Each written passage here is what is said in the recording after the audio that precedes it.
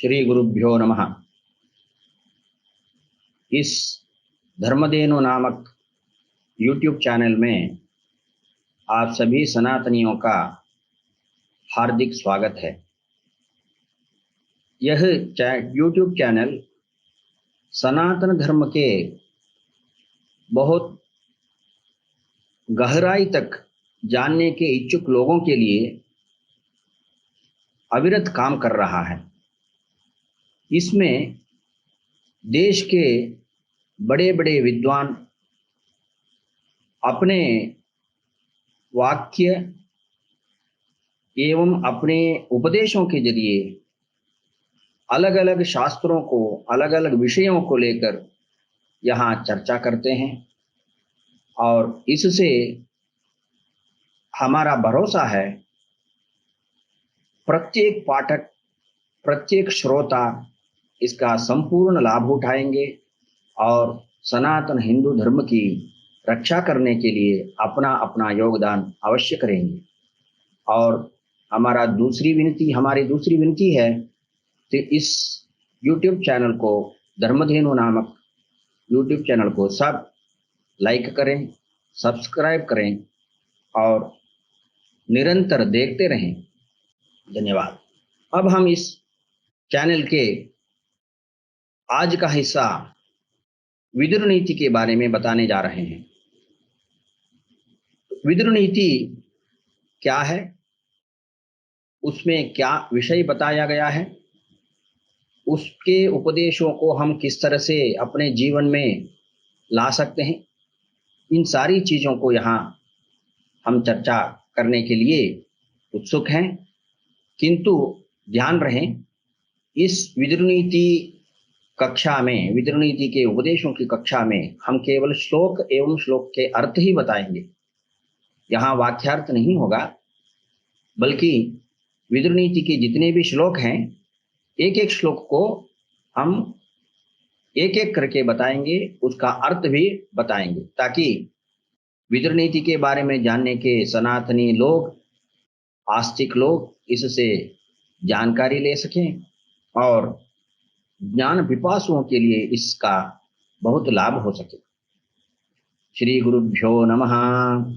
अज्ञानतिमिरान्धस्य ज्ञानाञ्जनशलाकया चक्षुरुन्मीलितं येन तस्मै श्रीगुरवे नमः।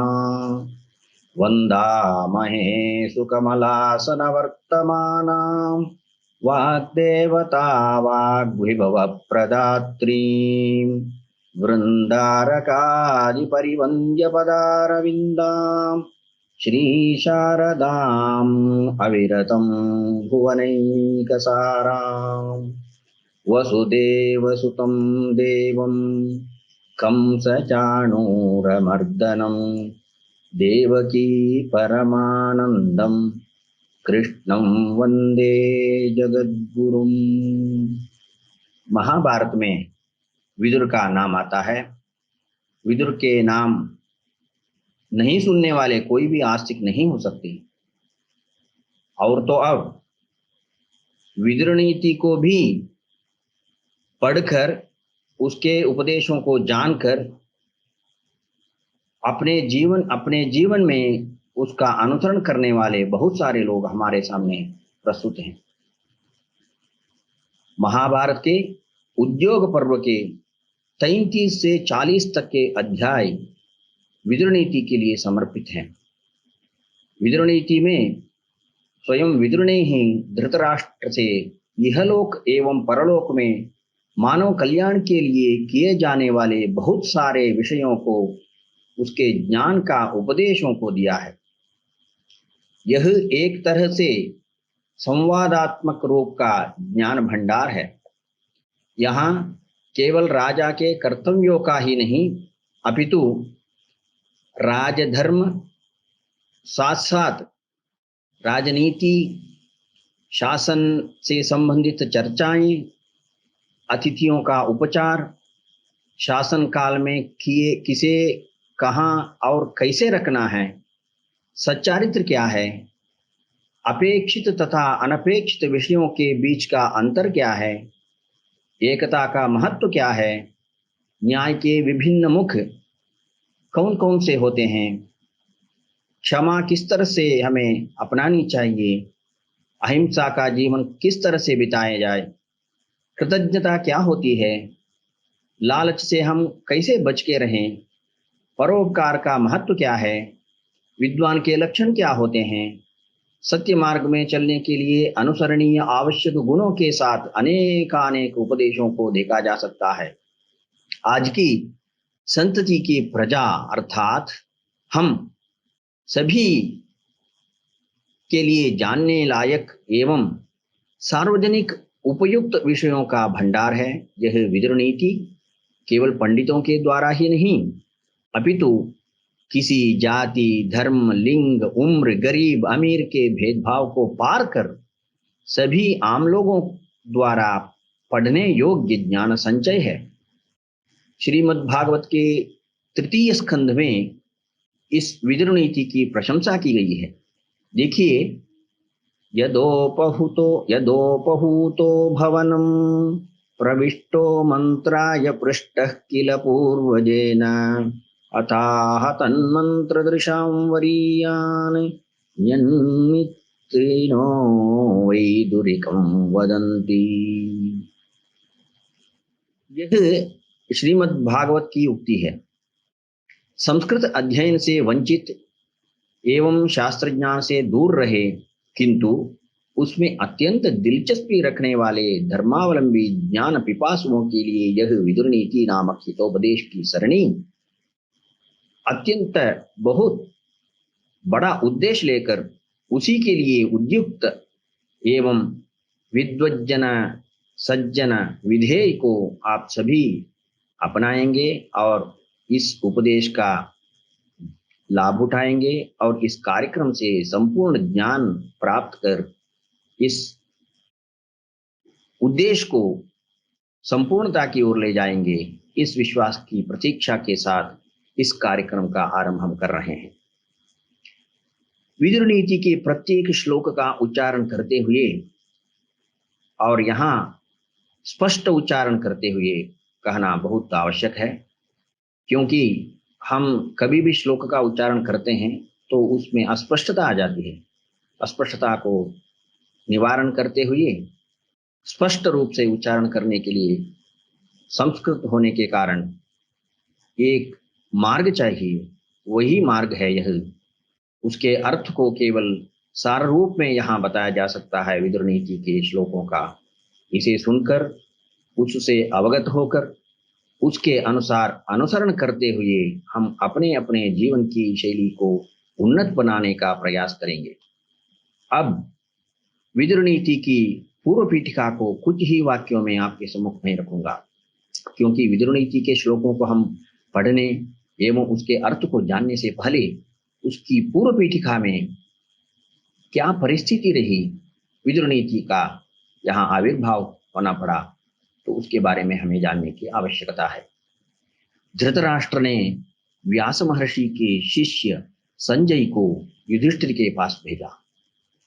धृतराष्ट्र का संदेश लेकर संजय युधिष्ठिर के पास आता है।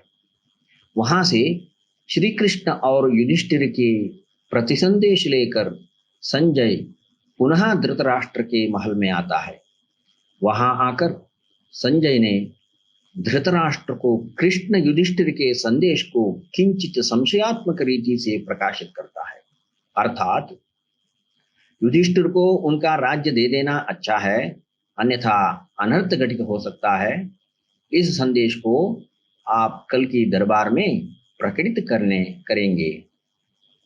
इस तरफ इस संदिग्धात्मक संदेश से धृतराष्ट्र को इतनी चिंता हुई कि उन्हें रात्रि के समय निद्रा ही नहीं आई। मध्यरात्रि में अपने मंत्री महापंडित विदुर को द्वारपालक द्वारा बुलावा भेजकर अपने महल में बिठाकर विदुर से सलाह लेते हैं।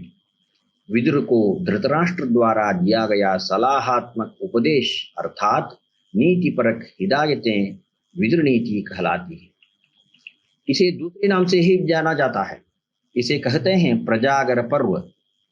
इस विदुर नीति को हम वैशंपायन के मुख से पाते हैं। आगे का वचन एवं श्लोक महाभारत के उद्योग पर्व के 33वें अध्याय से प्रारंभ होने वाली विदुर नीति अथवा प्रजागर पर्व का प्रथम श्लोक है। यहाँ विदुर नीति पूर्व पीठिका समाप्त हो जाती है और आगे वैशंपायन की उक्ति है। आगे विदुर कहते हैं, सबसे पहले द्वारपालक से यह बात होती है। वैशंपायन उवाच द्वास्थुं प्राह महाप्राज्ञो धृतराष्ट्रो महीपतिः विदुरं द्रष्टुमिच्छामि तमिहानयमाचिरम्। वैशंपायन कहते हैं, यहाँ धृतराष्ट्र के महल में होने वाली घटना है। द्वास्थं प्राह महाप्राज्ञः धृतराष्ट्रो महीपतिः। महीपतिः धृतराष्ट्रः द्वास्तं प्राह। बहुत बड़े पंडित हैं धृतराष्ट्र, ज्ञानी हैं, इसलिए महाप्राज्ञ कहा गया है। उस तरह के पंडित धृतराष्ट्र महीपति ही महाराजा ने द्वास्थम प्राहा, द्वार में खड़े द्वारपालक को कहा, विदुरम द्रष्टुमिच्छामि तमिहानयमाचिरम।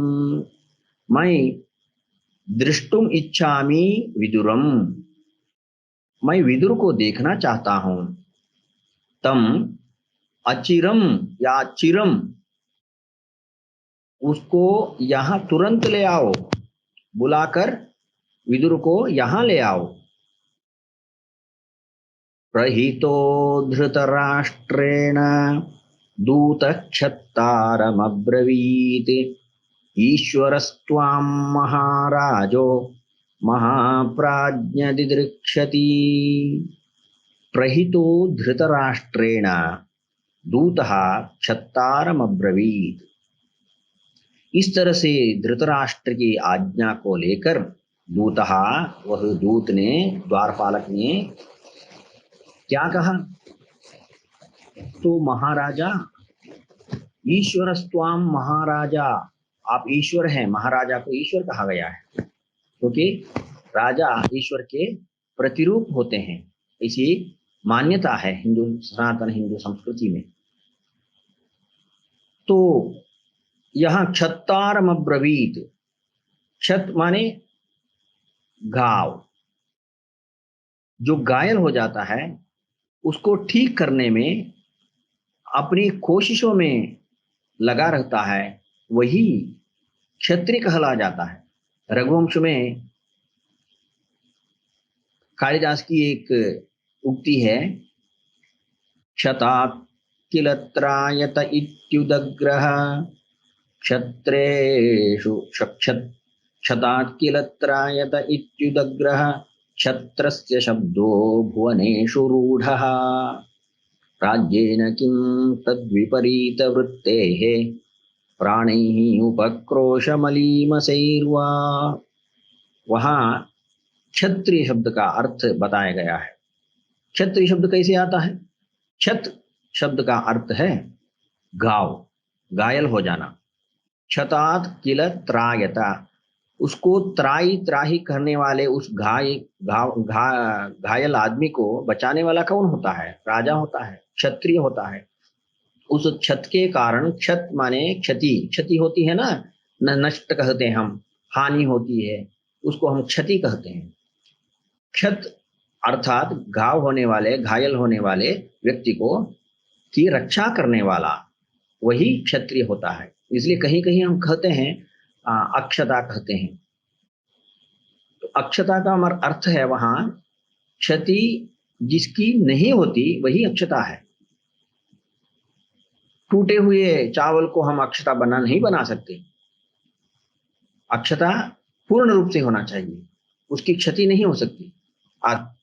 अस्तु, ईश्वरस्त्वां महाराजो महाप्राज्ञ दिदृक्षति, कहता है महाराजा तुम्हारी आज्ञा को मैं जाकर विदुर को बताता हूं। कह करके द्वारपालक वहां से निकल जाता है विदुर के पास। वहां जाकर विदुर को धृतराष्ट्र के इस वचन को सुनाता है। वहां एव मुक्तस्तु विदुरः प्राप्य राजनिवेशनम् अब्रवीत धृतराष्ट्राय द्वास्थमां प्रतिवेदय। वहां द्वारपालक विदुर के महल में जाकर धृतराष्ट्र के वचन को बताता है और उसे सुनकर विदुर क्या कहता है द्वारपालक से, चलो चलते हैं धृतराष्ट्र के महल। अब्रवी वहां जाकर फिर से धृतराष्ट्र के महल के सामने द्वारपालक जो खड़ा है उससे बात होती है। अब्रवीत धृतराष्ट्राय द्वास्तमां प्रतिवेदय।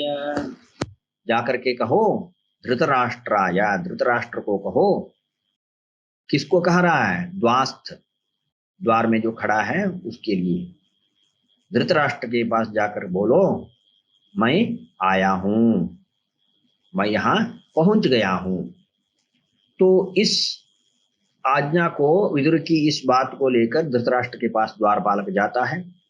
वहां जाकर फिर धृतराष्ट्र से द्वारपालक की बात होती है। द्वास्थ उवाच विदुरोऽयम् अनुप्राप्तो राजेन्द्र तव शासनात् दृष्टुमिच्छामि ते पादौ किं करोतु प्रसाधि माम्। वहां द्वारपालक धृतराष्ट्र से कहता है, विदुरोऽयम्, विदुरः अयम् अनुप्राप्तः। आपने जो आज्ञा दी थी विदुर को लाने के लिए, वह विदुर अब पहुंच गया है। तुम्हारी आज्ञा को मानते हुए विदुर यहां पहुंच गए हैं। द्रष्टुमिच्छति ते पादौ, तुम्हारे चरणों के दर्शन के लाल इच्छा से वहां खड़ा है बाहर। किं करो तू प्रसादि माम, अब मैं क्या करूं, उसको अंदर भेजूं? तो पूछता है। धृतराष्ट्र कहता है, धृतराष्ट्र उवाच प्रवेशय महाप्राज्ञं विदुरं दीर्घदर्शिनम् अहं हि विदुरस्यास्य न कल्पो जातु दर्शने। धृतराष्ट्र ने कहा, प्रवेशय महाप्राज्ञं विदुरम दीर्घदर्शिनम, उस दीर्घदर्शी बहुत दूर तक चिंतन करने वाले विदुर को, महाप्राज्ञ को यहाँ अंदर भेजो। प्रवेशय अहम ही विदुरस्यास्य ना कल्पो जातु दर्शनी, मुझे उसे मिलने से कोई संकोच नहीं है, मैं उनसे मिलने के लिए बहुत उत्सुक हूँ, तुरंत उसे अंदर भेजो। द्वास्थ उवाच, द्वारपालक ने कहा। फिर द्वारपालक वहां से धृतराष्ट्र के पास से विदुर के पास आ जाता है। विदुर के पास आकर कहता है, प्रवेशान्तःपुरं क्षत्तं महाराजस्य धीमतः नहि ते दर्शने कल्पो जातु राजा अब्रवीद्धि माम्। वहां कहता है विदुर से, प्रविश अंतःपुरं क्षत्तं महाराजस्य धीमतः, महाराज के धीमतः, बहुत बड़े विद्वान हैं, धृतराष्ट्र भी कम नहीं है, पढ़े लिखे हैं। महाराजस्य धीमतः अंतःपुरं प्रविश, अंतःपुर में चले जाओ। अंतःपुर में सबको नहीं जाने दिया जाता, हमें मालूम है। तो विदुर को भेजा जाता है महाराज के अंतःपुर में। नहीं ते दर्शने कल्पो जातु राजा अब्रवीद्धि माम्, राजा अब्रवीत इमाम, मुझे राजा ने क्या कहा पता है? तुम्हें भेजने के लिए ही नहीं कहा, अभी तू नहीं ते दर्शने कल्पो, तुमसे मिलने की बहुत उत्सुक है, उन्हें तुमसे मिलने के लिए कोई संकोच नहीं है, बहुत प्रतीक्षा कर रहे हैं, इसलिए जल्दी चले जाना। तो विदुर चला गया धृतराष्ट्र के महल के अंदर। अब कहते हैं वैशंपायन उवाच, वैशंपायन की बात है।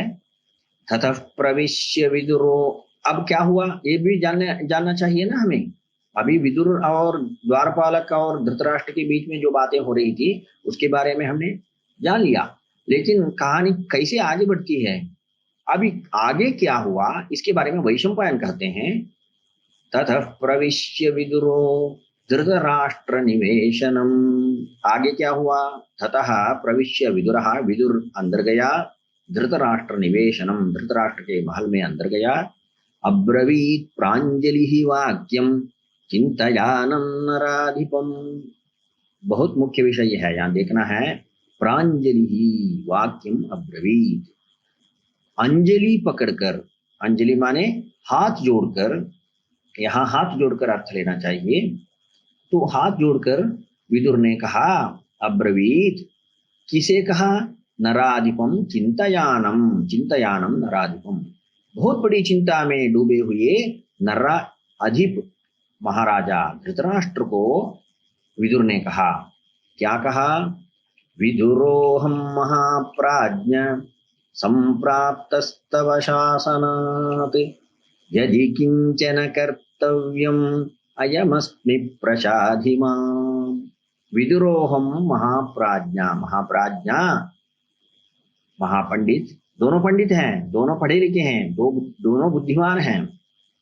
विदुरः अहम संप्राप्तः, विदुर नामक मैं यहाँ पहुंच गया हूँ, तव शासनात्, तुम्हारी आज्ञा को मानकर मैं यहाँ पहुंच गया हूँ, यदि किंचन कर्तव्यम, अगर कुछ करना है मुझसे होना है, अयम अस्मि प्रसादिमाम, मैं यहाँ उपस्थित हूँ आपके सामने, कृपा करके मुझे आज्ञा दीजिए।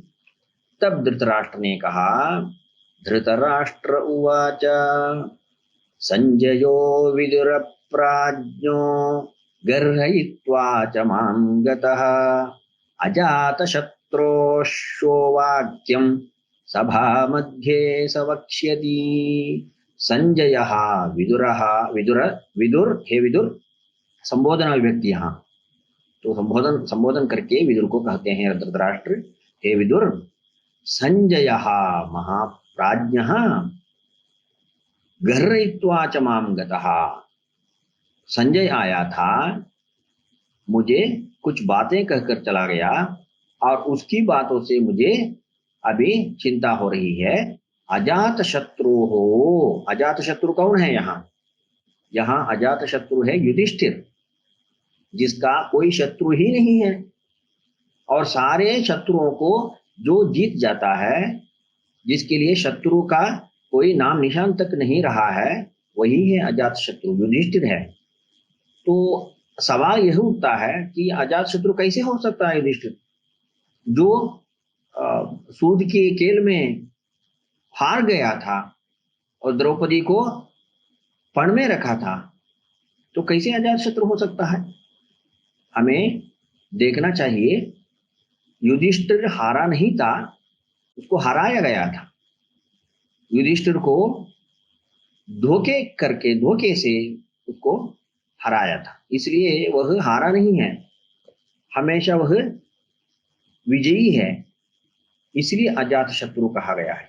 अजात शत्रोः श्वः वाक्यम, और युधिष्ठिर ने जो कह करके संजय के हाथ भेजा है, जो संदेश भेजा है, वाक्य जो कहा है, सभा मध्य सह वक्ष्यति, कल की सभा में वह बोलने वाला है। और युधिष्ठिर ने क्या कहकर भेजा होगा संजय को, सराज सभा में, कल की दरबार में क्या बोलेगा, इसके बारे में मुझे चिंता हो रही है, मैं बहुत चिंतित हूँ। तस्याद्य कुरुवीरस्य न विज्ञातं वचो मया तन्मे दहति गात्राणि तदकार्षीत् प्रजागरम्। तस्य अद्य कुरुवीरस्य, उस कुरु पुरुष के, कुरुवंश के राजा जो है, कुरुवंश का जो व्यक्ति है, पुरुष है, अर्थात संजय, वह आया था, संदेश लाया था और मुझे कहकर चला गया, लेकिन न विज्ञातम वचः मया, उसकी क्या बात थी, उसने क्या कहा, मैं समझ नहीं पाया, मुझे अच्छे से उसका अर्थ समझ में नहीं आया। तत्मे दहति गात्राणि, तन्मे दहति गात्राणि, उसके कारण उसकी बातें मुझे समझ में नहीं आई, इसलिए मेरा शरीर जल रहा है।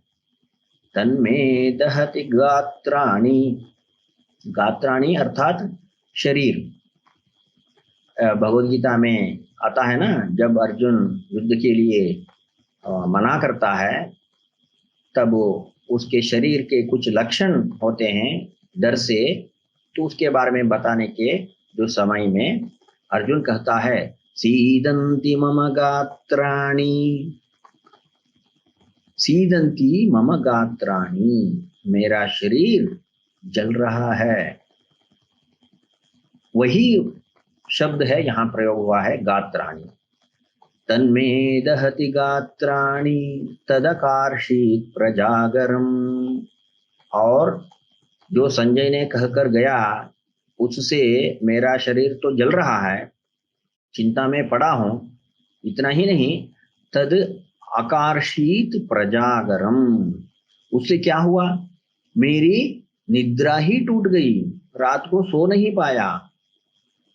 मैं अनिद्रा से मैं पीड़ित हूं, इसीलिए अनिद्रा के कारण ही यह घटना चलती है, यह उपदेश सुनने का अवसर मिलता है हमें विदुर के जरिए। इसलिए इस अध्याय का, इस उपदेश का नाम ही विदुर नीति को प्रजागर पर्व रखा गया है।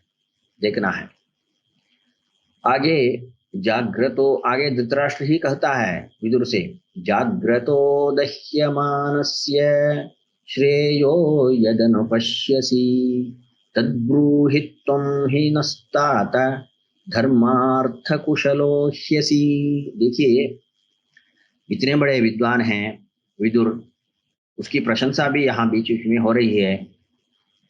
और जाग्रतो दह्यमानस्य, जाग्रतः दह्यमानस्य,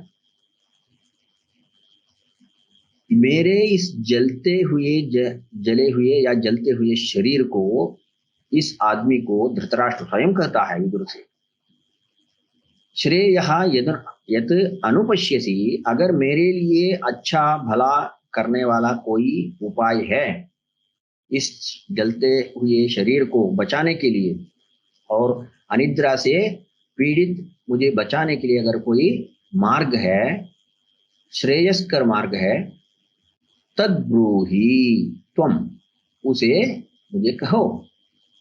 नः तात, ताता माने यहाँ आर्य,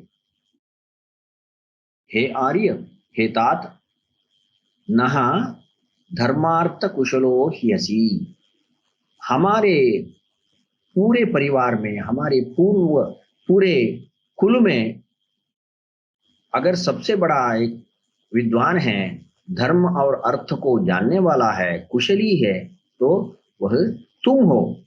इसलिए तुम ही बता सकते हो, तुम ही इसका मार्ग निकाल सकते हो, मुझे उपाय कह सकते हो जिससे मेरी यह चिंता शांत हो जाए। यतः प्राप्त संजय पांडवेभ्यो न मे यथावन्मनसः प्रशांतिः सर्वेन्द्रियाण्य प्रकृतिं गतानि किं वक्ष्यतीत्येवमेद्य प्रचिंता। अब देखिए, धृतराष्ट्र आगे कहता है, मेरी चिंता यहाँ है, यतः प्राप्तः संजयः पांडवेभ्यः, पांडवों की तरफ से संजय यहाँ जब से आया, जब प्राप्त हुआ, तब से न मे यथावत मनसः प्रशांति, मेरा मन शांत नहीं है, मेरे मन को प्रशांति नहीं मिल रही है। जैसे पहले मेरा मन शांत रहता था, उस तरह की प्रशांति अब नहीं है। क्यों? क्योंकि संजय जब से आया तब से मेरा मन टूट गया है, चिंता में पड़ गया हूं। सर्वेन्द्रियाण्य प्रकृतिं गतानि, सर्व इंद्रियाणि अप्रकृतिं गतानि, मेरी सारी इंद्रियाएं अप्रकृतिं गतानि, स्वाभाविक रूप से काम नहीं कर रहे हैं। वो अप्रकृति के रूप में काम कर रहे हैं। अर्थात प्राकृतिक रूप से जिस तरह से काम करना है उस तरह से काम नहीं कर रही है मेरी इंद्रियाएं। किम वक्ष्यतीत्येव मेद्य प्रचिंता, वह संजय कल राज्यसभा में क्या कहेगा, क्या कहेगा, क्या बताएगा, इस तरह से मेरी चिंता हो रही है। सबसे बड़ी चिंता वही है मेरे लिए, क्या कहेगा वो दरबार में, क्या बहुत बड़ा बवाल मचाएगा, इसके बारे में मैं सोचकर बहुत चिंतित हूँ। विदुर उवाच, अभिदुर कहता है, अभियुक्तम बलवता दुर्बलम हीन साधनम हृतस्वम कामिनम चोरम आविशन्ति प्रजागराः। देखिए निद्रा कैसे नहीं आती, अनिद्रा का कारण क्या है, ये साइकोलॉजी है। मानसिक रूप से हमें अगर चिंता हो रही है और मानसिक असंतुलन से हम पीड़ित हैं तो हमें नींद नहीं आएगी। हम तो इतना ही जानते हैं, मानसिक रूप से हमें स्थिरता नहीं है, हम विचलित हैं, इसलिए नींद नहीं आ रही है। उसके लिए हम दवाइयां खाते हैं। लेकिन निद्रा नहीं आने के लिए बहुत सारे कारण हो सकते हैं, जिसका यहाँ विदुर उल्लेख कर रहा है। इसलिए विदुर का जो उपदेश है, एक एक श्लोक भी बहुत बड़ा उपदेश माना जाता है। अब देखिए, अभियुक्त जिस पर आरोप लगा हो, जो अपराधी हो, उसे नींद नहीं आती। बलवता, बलात्कार से अगर कुछ कहना पड़े, या जो बलवान है, जिसको अपने बल के कारण, अपनी ताकत के कारण कहीं कुछ बहुत बड़ा हादसा का सामना करना पड़ता है, तो उसको नींद नहीं आएगी। जब भी देखिए जो ताकतवर है उसके लिए सदैव कुछ न कुछ सामना करने का मौका आ ही जाता है, क्योंकि ताकतवर है ना।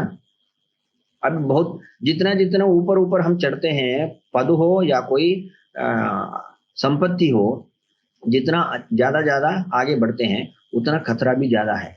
जो अमीर लोग हैं उसके लिए खतरा भी ज्यादा है, गरीब के लिए कोई खतरा नहीं रहता। और जो बड़े पद पर बैठा है उसके लिए भी खतरा होता है, कब वो पद से गिर जाएगा इसका कोई भरोसा नहीं है। उपरि उपरि गच्छन्तः सर्वैव नश्यति, अधो अधोः पश्यन्तः सर्वैव वर्धते। जो ऊपर ऊपर देखते जाता है उसका सब कुछ हनन हो सकता है, संभाव्य है। लेकिन जो नीचे नीचे देखते जा रहा है, अधः अधः पश्यति, जो विनयी है, विधेय है, उसका सब कुछ वर्धन होता है, बढ़ता है। इसलिए हमें थोड़ा ध्यान देना चाहिए। और दुर्बलम, तो दो प्रकार के हो गए, नींद नहीं आने का कारण दो प्रकार है। अभी तीसरा कारण है दुर्बलम, जो शक्तिहीन है उसको तो नींद नहीं आएगी, क्योंकि उसके मन में रहता है, डर रहता है, कब कोई पीछे से आगे से आकर के कोई मार देगा, मेरा कुछ हो सकता है। और दुर्बल अर्थात केवल शारीरिक रूप से ही नहीं, आर्थिक रूप से, सामाजिक रूप से, नैतिक रूप से और बौद्धिक रूप से, या किसी दूसरे आधिकारिक रूप से, किसी भी तरह से वो दुर्बल जो है उसको डर लगता है और वह उसको नींद नहीं आती। राजनीति के क्षेत्र में भी देखिए, या बौद्धिक क्षेत्र में देखिए, स्पर्धा के क्षेत्र में देखिए, दुर्बल है उसको नींद नहीं आती, हमेशा सोचता रहता है हमें कैसे आगे बढ़ने का मौका मिलेगा, चिंता रहती है, नींद नहीं आती। और चौथा है हीन साधनम, जो हमेशा बुरे काम में लगता है या बुरे काम करने के लिए सोचता रहता है। हीन साधनम, हीन कार्य में, हेय कृत्य में अपने मन लगाते हुए अपना समय व्यतीत करता है, उसके लिए नींद नहीं आती, क्योंकि डर रहता है कब पुलिस आएगी, पकड़ेगी।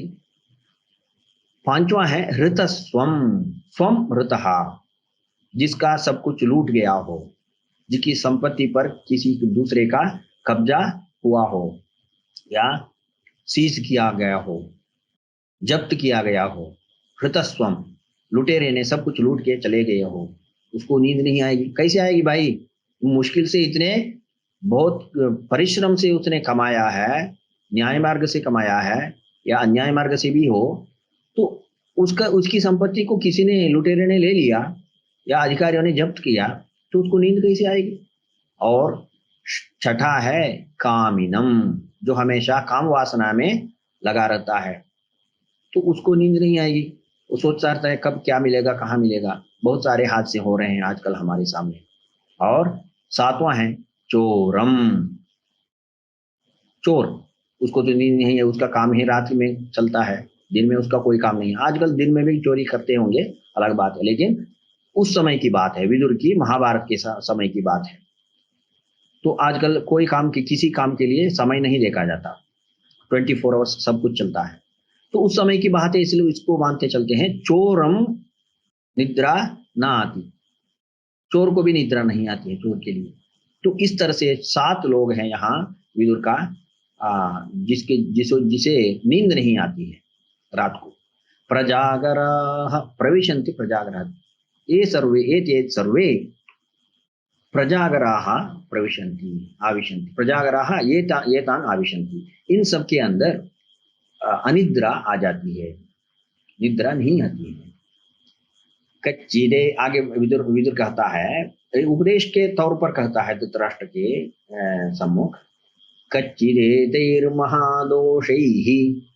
न स्पृष्टोऽसि नराधिपा, कच्चिच्च परवित्तेषु गृद्धन्न परितप्यसे। अब देखिए विदुर सीधा धृतराष्ट्र के ऊपर अटैक करता है, धृतराष्ट्र को संशय से पूछता है, कच्चित एतैहि महादोषैहि न स्पृष्टोऽसि, कहीं तुम इस सारे प्रकार के गुणों से, कारणों से स्पृष्ट तो नहीं हो हे नराधिप, हे महाराजा। मैंने जो बताया ऊपर 7 कारण बताया मैंने निद्रा नहीं आने का, उनमें से किसी एक कारण से तुम स्पृष्ट तो नहीं हो, अर्थात उनमें से किसी एक कारण तुम्हारे अंदर तो नहीं है, अर्थात तुम चोर तो नहीं है, तुम कामवासना से पीड़ित तो नहीं, तुम्हारे सब कुछ लौटा तो नहीं, तुम ही हेय कार्य के, हेय कृत्य में मन लगाने वाले तो नहीं, दुर्बल तो है ही नहीं, और अपने बल का विश्वास के ऊपर, बल के विश्वास के ऊपर तुम कहीं अनिद्रा से पीड़ित तो नहीं, अभियुक्त तो नहीं, कुछ भी नहीं है, तुम्हें कैसे निद्रा नहीं हो सकती। कच्चिच्च परवित्तेषु गृध्यन्न परितप्यसे, किसी का धन, किसी की संपत्ति को लूटने के बारे में तुमने ही सोचा ना, ये भी नहीं, तो फिर कैसे भाई नींद नहीं आती तुम्हें। धृतराष्ट्र उवाच, धृतराष्ट्र ने कहा, श्रोतुमिच्छामि ते धर्म्यं परं नैश्रेयसं वचः, अस्मिन् राजर्षि वंशे हि त्वमेकः प्राज्ञसम्मतः। धृतराष्ट्र ने कहा, श्रोतुमिच्छामि ते धर्म्यम, अरे रे इतना जानते हो, केवल रात को नींद नहीं आने के लिए इतने कारण तुम बता सकते हो, तो तुम्हारे अंदर कितने ज्ञान का भंडार पड़ा होगा। इसलिए धर्म्यम ते धर्म्यम श्रोतुमिच्छामि, तुम्हारे धर्म को, तुम्हारे धर्म के ज्ञान को मैं पाना चाहता हूँ, श्रोतुमिच्छामि सुनना चाहता हूँ। नहीं श्रेयसम वचः अस्माकं कृते, श्रेयस जो कर सकता है, हमारे लिए जो श्रेयस्कर है, उस वचन को मैं सुनना चाहता हूँ। क्योंकि अस्मिन् राजर्षि वंशे ही त्वमेक प्राज्ञ सम्मतः, हमारे अस्माकं राजवंशे, हमारे इस राजवंश में, राज परिवार में, त्वमेकः तुम अकेले हो जो प्राज्ञ सम्मतः पंडित कहलाते हो, ज्ञानी कहलाते हो, इसलिए तुमसे बढ़कर कौन हो सकता है इस सारी चीजों को बताने वाला, धर्म के बारे में उपदेश देने वाला तुम ही हो। विदुर उवाच, विदुर ने कहा, राजा लक्षण संपन्नः त्रैलोक्यस्याधिपो भवेत्, प्रेष्यस्ते प्रेषितश्चैव धृतराष्ट्र युधिष्ठिरः। विदुर ने कहा, देखो भाई धृतराष्ट्र, जो राजा लक्षण संपन्न, राजा के जो जो लक्षण बताए गए हैं, शंख चक्र आदि जो चिन्ह हैं शरीर में होते हैं राजा लोगों के, हम अभी उसका परीक्षण नहीं कर सकते। तो आजकल राजा कोई भी बन सकता है, हमारा समाज इस तरह से आ, आगे बढ़ गया है, तो पुराने जमाने का समाज नहीं है। उस समय का समाज अलग है, आज का समाज अलग है। आज कोई भी अनपढ़ भी मंत्री बन सकता है, गरीब भी चुनाव लड़कर कुछ पद प्राप्त कर सकता है।